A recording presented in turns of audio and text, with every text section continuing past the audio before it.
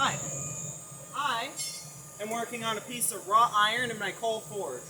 Right now it's heating up to welding temperature, and my goal is just to fold it to refine it. I'm going to do a forge weld here in just a second.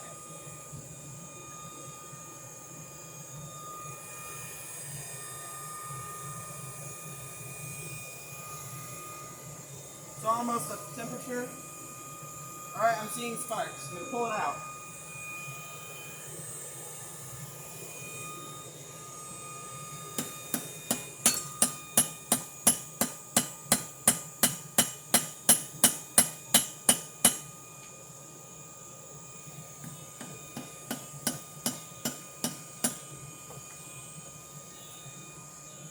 This bar used to be a lot longer.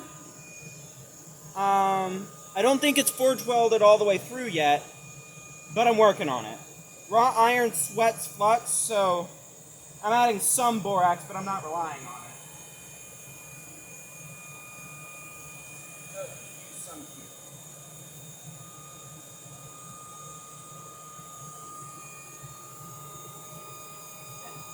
You want to take a shot of the forge?